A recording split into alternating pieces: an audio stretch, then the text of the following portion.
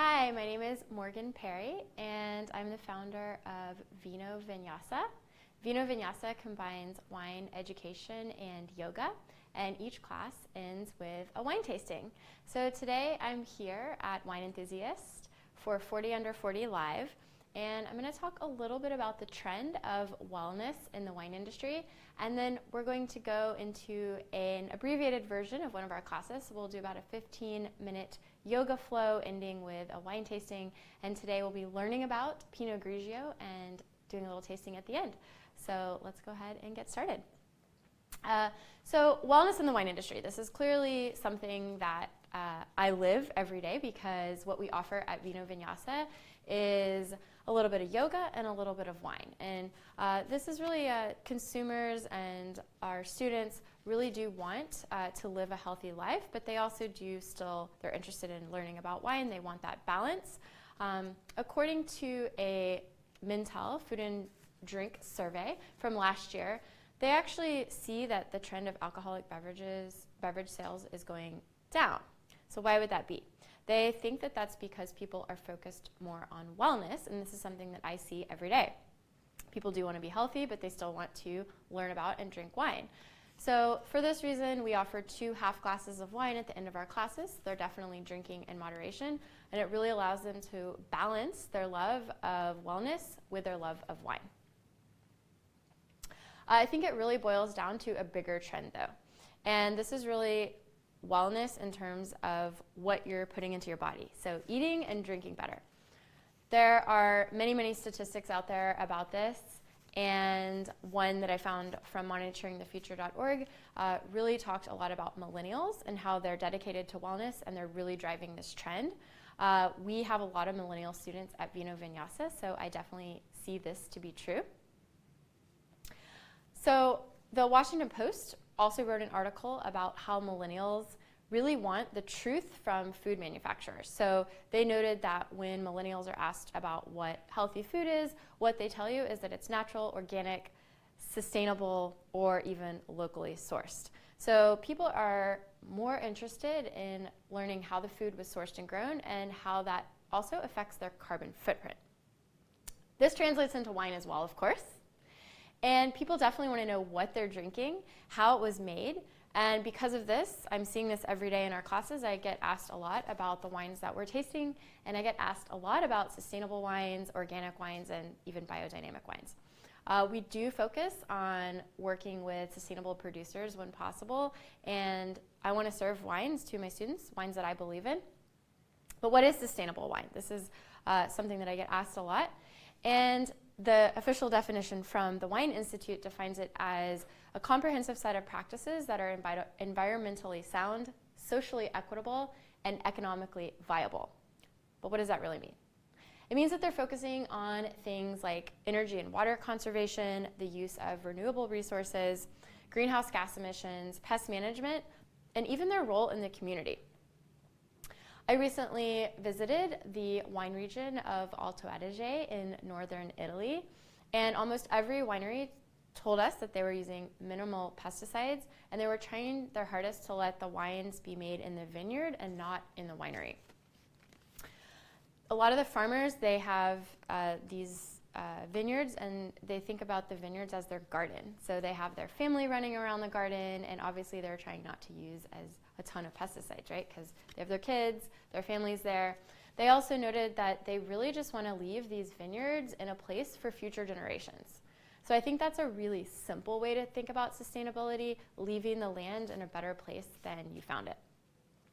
So there are also a lot of sustainable certifications that wineries are able to get, and this really varies by country and even by state.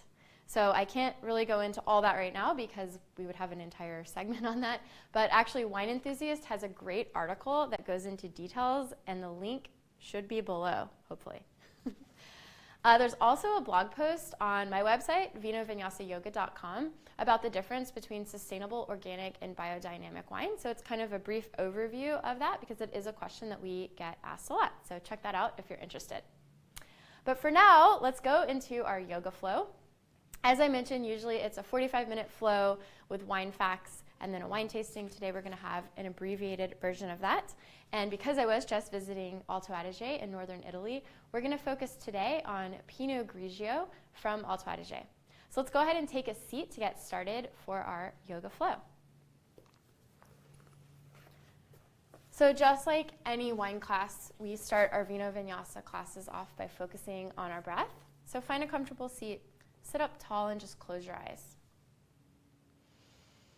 Just take a few breaths. Maybe you've had a long, crazy day, so just letting those thoughts go by. Start to lengthen your breath, so inhaling and exhaling. And as you exhale, you may want to constrict the back of your throat. So we're building some heat in our bodies. By this breathing, we're also starting to calm our nervous system. One more breath, and then let's make our way to hands and knees. So we'll move into cat-cow. So shoulders over wrists, hips over heels. And as you inhale, lift your head, neck, chest, and tailbone up. And then as you exhale, chin to chest, navel to spine, dropping your tailbone down. So keep moving with your own breath in some cat-cow movements. So Pinot Grigio, though the grape makes white wines, it's actually a grayish purple colored grape, and it's a mutation of Pinot Noir, which as we all know is a black grape. So let's go ahead and make our way back to a neutral spine. And from here, just bring your right arm out in front of you like you're shaking someone's hand. And then we'll bring our left leg out in front of us. So our first little balance challenge of class, just trying to find some stability here through our core. Our left toes are pointing down towards the ground. We're bringing that shoulder blade down our back. Inhale here, and then go ahead and exhale. Bring everything back to the mat. And we'll take that on the other side. So left arm out in front of us, right leg comes back behind us. We're trying to find some stability here. So Pinot Grigio is actually the Italian name for the grape. Pinot Gris is the French name, and Pinot and Grigio and Gris both actually mean gray because of this color of the grape. So let's go ahead and bring our fingertips down, bring our toes back down. From here, we're going to step into a plank pose, so the top of a push-up. For our plank pose, what we're looking for here, again, shoulders over wrists. We're looking to find a nice straight line from our shoulders through our hips. One breath here, inhale, exhale. On your next inhale, push forward onto your fingertips. Shoulders come in front of wrists. And then we're going to chaturanga, so hugging our elbows in towards our body, come all the way down to the mat. Once we're here, just a little baby cobra inhale, lifting head, neck, and chest up, and exhale back down. So you can take one more just like that, or you can take a full cobra if you want. For full cobra, you'll go ahead and straighten out your arms. The tops of your thighs are still on your mat. And from here, wherever you are, we're going to make our way to downward dog. So you can move through plank, hands and knees. You can push back. So downward facing dog, upside down V shape. What we're looking for here is length through that spine. So you may want to take a nice little bend in your knees, maybe pedal your feet out left and right, finding that nice length. And then go ahead and come up towards the front of your mat. So crawling your feet up towards the front of your mat. We'll meet in a forward fold and come all the way up to stand. So standing at the top of your mat in Tadasana, and a lot of you guys probably know this pose if you practice yoga, but being mindful of how we're standing, so pushing into all four corners of our feet. Our big toes can be touching, or our feet can be hip distance apart. Lifting up through your kneecaps, engaging through your core, shoulder blades moving down your back, Tadasana. So let's inhale, arms up towards the sky. We'll bring our first finger and our thumb pointing up towards the sky. Inhale, get tall. Exhale, lean over to your right, little side twist, side stretch. Inhale, back to center. Exhale, over to the other side. Inhale, back to center. And exhale, we'll take our wine glass arms. So we do take wine glass arms. Normally in yoga, you do cactus, but we have a little fun in our classes. So inhale, get tall. And exhale, little baby back bend. Inhale, come all the way down, forward fold. Maybe let's take that ragdoll fold. So grabbing opposite elbows, just hang down here for a minute, rock back and forth. Try taking some bends through your knees, really enjoying this lower back stretch. So we're tasting a Pinot Grigio from Alto Adige in northern Italy. It's the most cultivated white grape in the region. And Alto Adige is actually one of the smallest wine regions in Italy, but it's one of the most diverse because it's where the Alpine and Mediterranean climates meet. So from your forward fold, go ahead and drop your hands down towards your mat. We'll move through our first vinyasa. So inhale, just lift halfway, finding some length through our spine, shoulder blades down our back, the back of our neck is long. And then exhale, drop those fingertips down, stepping our right leg back, left leg back, coming back through that plank pose, pushing forward as we inhale, as we exhale, chaturanga, maybe coming only halfway down this time. Inhale for your cobra or maybe your upward dog to where the tops of your thighs is not on your mat. Shoulder blades moving down our back here, opening that chest up. Inhale here and then exhale back to our downward facing dog. From our downward facing dog this time, inhale, right leg up towards the sky. And exhale, let's plant that right foot between our hands. And if it doesn't make it there, there's no worries. This is a wine tasting class. We're going to drop our back knee and bring our left fingertips in line with our right toes. From here, go ahead and inhale, right arm up towards the sky. So really reaching up towards these Alps, right? So we are in northern Italy. We see the Alps there. There are a lot of high altitude vineyards in Alto Adige. But as I mentioned, it's very diverse and multifaceted, so there's also a lot of wine that's grown on the warmer valley floors. So let's go ahead and bring those fingertips down towards the mat, tuck your back toes under, and step up. Let's meet in a forward fold to the top of our mats, and then come all the way up, meeting in Tadasana. Just take a quick breath here. Inhale, and exhale. We'll take that on the other side. So inhale, arms come up. Exhale, forward fold. Inhale, lifting halfway. Exhale, plant your hands on your mat. Stepping right foot back, left foot back, or maybe you're hopping through this time if you want to hop through to your chaturanga, upward facing dog or cobra, and we'll meet in downward dog. So you can always skip these vinyasas if it's a little much on your shoulders. From our downward facing dog, inhale, left leg up. Stepping left leg through. Trying to line our left toes and right fingertips up, dropping our back knee down, and then go ahead and inhale, reaching up with those left fingertips. So Alto Adige is near the border of Austria and Switzerland, and it actually used to be part of the Austrian-Hungarian Empire. And this is still a really, really big influence on the wines and the culture today. So there's a lot of German spoken there, even though you're in Italy, and a lot of the labels still have some German on them. So go ahead and bring those fingertips down, stepping our back toes up, and come on. We'll meet in our forward fold and come all the way up to stand. So you'll see Südtirol on the capsule on the top of the bottles, and this is the German name for the region. So starting in our Tadasana, where we're going to move into every yogi's favorite pose, chair pose. So from here, go ahead and bend your knees. And what you're looking for here first is make sure you can see your toes, and then make sure you're not overarching your lower back. And then reach arms up towards the sky. What I like to do here is I like to spin my pinky fingers in towards each other. It brings my shoulder blades down my back, trying to keep those arms nice and long. Inhale here. Exhale, sink low. We are going to be drinking wine later, so we have to work for it. One more breath, inhale. And exhale, forward fold. So again, moving through that optional vinyasa. Inhale, lift halfway. Exhale, planting your hands, moving through your flow, or maybe just meeting us in downward facing dog, yogi's choice. From our downward facing dog, we'll inhale, right leg up towards the sky. Exhale, plant that foot between your hands. And this time, inhale, come on up, high lunge.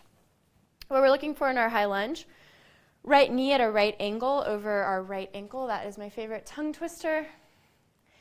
Inhale here. And as you exhale, spinning your back heel down, opening up warrior two. So I like to bring my feet into the same plane, pushing into the back edge of our left foot, gazing over fingertips. One more breath here in our warrior two. So today, what we're going to be looking at when we're tasting our wine, we're going to be looking at notes of apple, pear. Today I was even noticing some candied fruit, maybe some honeydew melon, minerality, some lemon. This is from a higher altitude winery, so we are going to be getting a little bit more minerality today in our wines. So let's go ahead and reverse our warrior. So flipping that front palm, really feeling that nice side stretch through our right side. You can take a half bind or not. Try to keep that same bend in your front knee. And then let's cartwheel our hands down. Moving through your vinyasa or not, yogi's choice. We'll meet in downward dog. Keep breathing. So really focusing on those long breaths when we started class. From here, you can walk, step, or hop up towards the front of your mat. If you're going to take a hop, bring your big toes to touch, bend your knees, look between your hands, and try taking that little hop up. Come all the way up. We'll meet in our Tadasana at the top of our mats. So we'll go ahead and take that on the other side. So just inhaling here once in our Tadasana. On your next inhale, arms come up. And exhale, moving into our chair pose. So again, trying to see if you can sink a little bit lower today in our chair pose. So another standout factor from many wines from Alto Adige, especially from higher altitude, is high acidity. And this will add a freshness to the wine and make your mouth water. So this is something that we'll look for today when we do our tasting. All right, guys, go ahead and forward fold. Don't want to make you hold your chair pose for too long. Moving through that optional vinyasa, so lifting halfway, dropping hands, moving through your flow, however that looks for you today. We'll meet in downward facing dog. And then from here, inhaling left leg towards the sky, stepping that foot through or helping yourself get it there. Coming on up to that high lunge. Checking our knee, feeling strong in our legs, opening up as we exhale. Warrior two, gazing over those front fingertips. And the wine we're tasting today is going to be a little bit more on the medium-bodied side for a white wine. So that's how I like to describe body in wine, is thinking about milk, right? So it's more like a 2% milk versus a skim milk, which would be a lighter-bodied wine, and a whole milk, which would be a fuller-bodied wine. So let's go ahead and flip that front palm, reaching back, feeling that nice side stretch through our left side, keeping that bend in our knee. One more breath here. And then exhale, cartwheeling your hands down, moving through your vinyasa, or maybe just meeting us in downward dog, yogi's choice.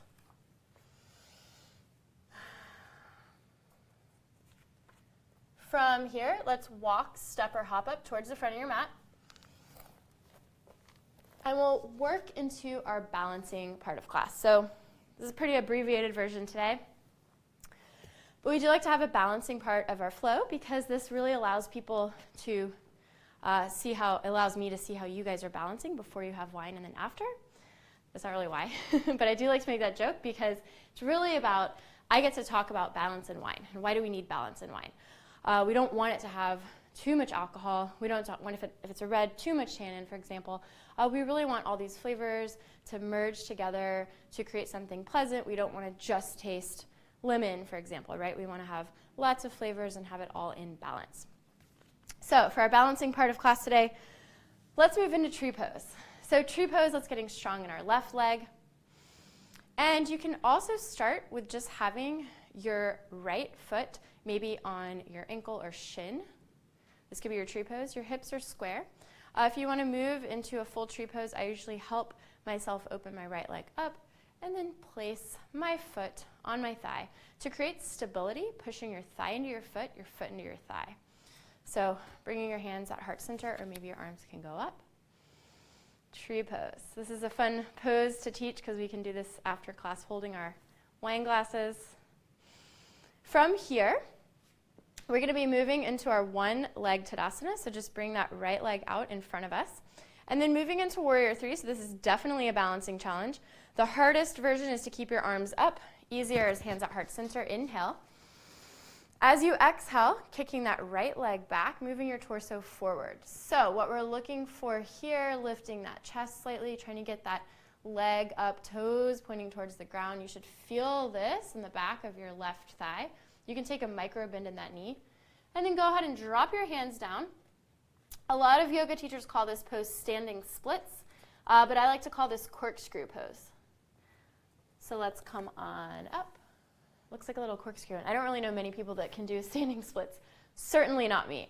And we're all about making wine accessible and also making yoga accessible. So no standing splits for us. We'll take our tree pose on the other side now, so getting strong in that right leg, figuring out where your tree pose is on this side, and maybe it might feel very different than the other side, and that's okay. Again, no judgment. This is a wine tasting yoga class. So we keep things pretty casual. Hands come to heart center here in our tree pose. We'll hold this for a couple of breaths. So in Altradige, they do use oak on some of their white wines, but it's usually very minimal, and it's usually neutral oak or used barrels. Today, we are going to be tasting a wine. The one I'm tasting has 20% of it was aged in some oak, and really what this does is just adds a little bit of body to the wine. It adds a little bit to the structure of the wine, but it doesn't come out in like a lot of oaky flavors or anything like that. So again, moving into that one leg Tadasana.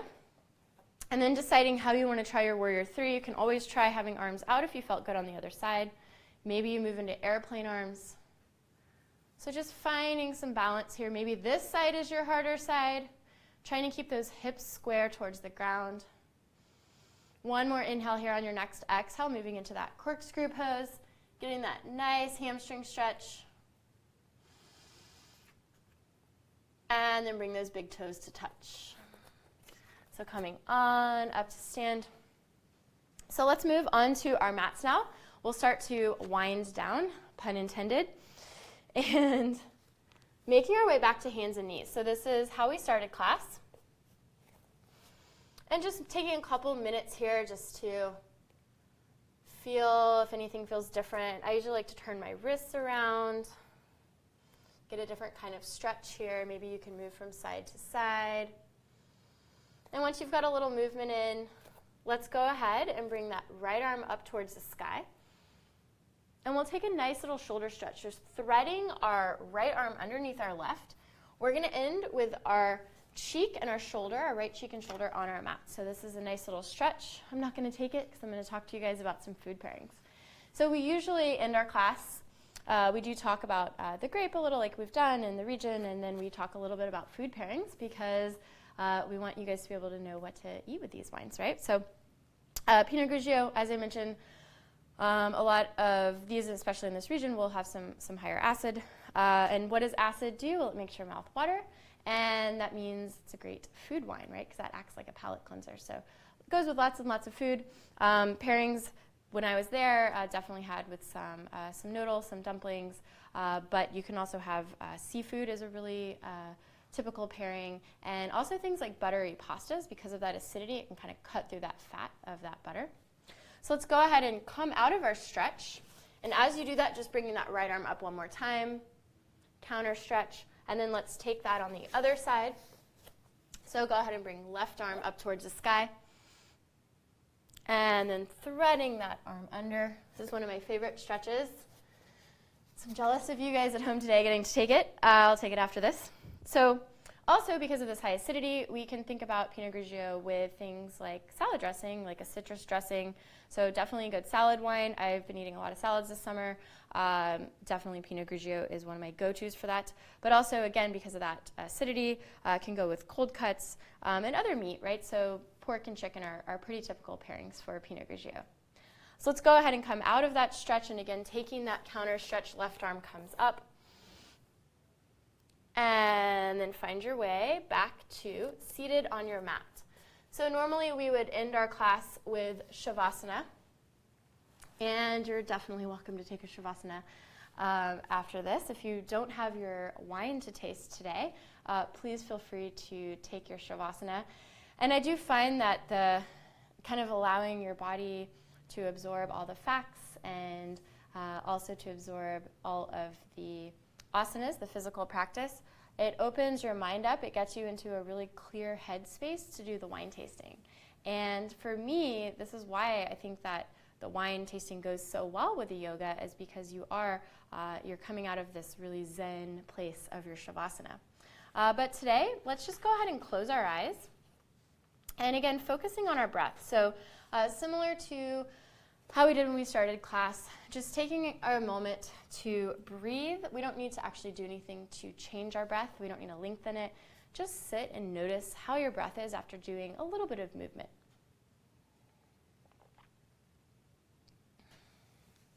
as your eyes are closed, imagine these gray grapes, these Pinot Grigio grapes, growing in Alto Adige in northern Italy. And the sun is shining down. It does get quite warm there in the summer. I can attest to that. I was there a few weeks ago. And this bright sunshine making these grapes, they're getting bigger and juicier, and finally they're picked and harvested in the fall. And then they are crushed and they are fermented and potentially aged in steel or oak for a little bit of time, bottled and corked and sent to us. So there's a lot that goes into making wines, obviously. And we like to appreciate that in our classes. And so let's go ahead and open our eyes. And if you do have a wine in front of you, what we do in our classes is a pretty basic mindful tasting. And we know, if you're watching this Wine Enthusiast, I assume you're into wine. So you guys already know that wine tasting is mindful, right? So we are noticing everything. We do a very simple see, swirl, smell, sip, savor. So let's get to it. So today, the wine I'm tasting, just checking out the color. It's definitely kind of a straw yellow. It's hard to tell because I don't have anything white to put this against, but a little bit of golden in here. Just kind of noticing the color. I usually encourage my students, I say, we're sitting on the ground in yoga clothes, so let's have some fun. Let's name some fun tasting notes. If you're getting gummy bears, I want to hear about it. If you're getting, what did we get the other day? Big red gum, I want to hear about it. So we have an open forum. Everyone's kind of involved in our tastings. Today it's just me, so I'll try to have fun with myself for you guys. So the next thing that we do is we're going to go ahead and give it a little swirl and then give it a little smell. So again, I don't know what you guys are tasting at home. This is a pretty concentrated flavor, and this is another thing that I noticed in the region, that a lot of the whites, Pinot Grigio and Pinot Bianco and Gewürztraminer that we were trying were very concentrated in flavor and on the nose as well. So definitely getting some apple that we talked about, some of that stone fruit, maybe some pear. I'm getting more of like a candied fruit on this one, like a candied pear. Potentially I want to say it's some sort of nut, like maybe some almonds. But let's go ahead and give it a taste.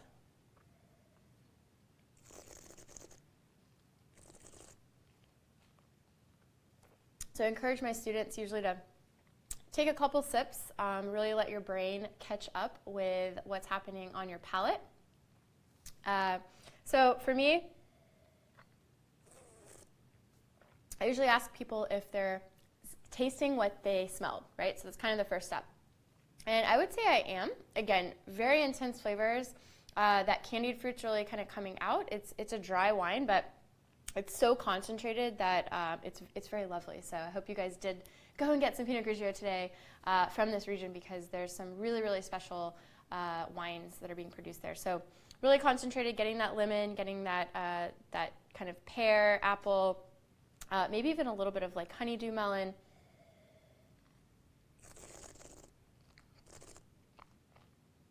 And then I tell people, let's go ahead and notice a couple of things about wines, right? So for this wine right now, off the bat, I'm noticing the acidity. So it is making my mouth water. And how I do this with my students is usually I have them take a sip and then leave their mouth hanging open. So then we notice how much we salivate and how quickly we salivate. So let's go ahead and all try that. And we look really cool too. So I always talk about, let's do this on a date. Look really cool.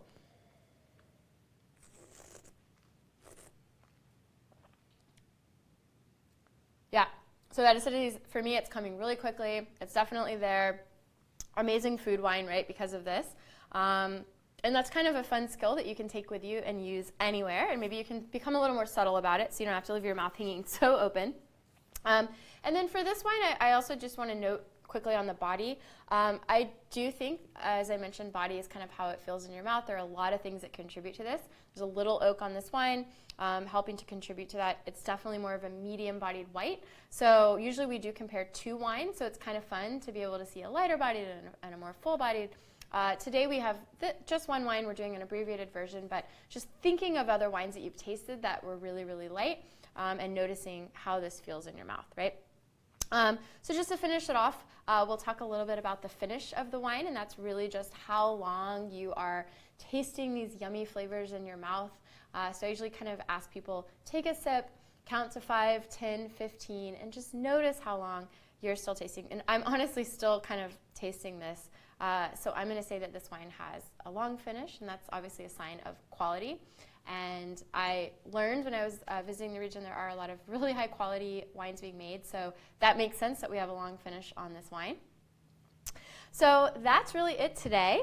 That's how we do our classes. We have classes in New York City, in Austin, Texas, and in Los Angeles, and hopefully coming to more places soon. But we also do private events, so if you're located in any of those markets and you're interested in us coming to your office, or we also do a lot of bachelorette parties, birthday parties, please let us know. Our website is vinovinyasayoga.com, and we're also Vino Vinyasa Yoga on Instagram. So I hope you guys will follow us. Reach out to me if you're interested in hosting an event, and I hope you guys have a wonderful Wine Wednesday.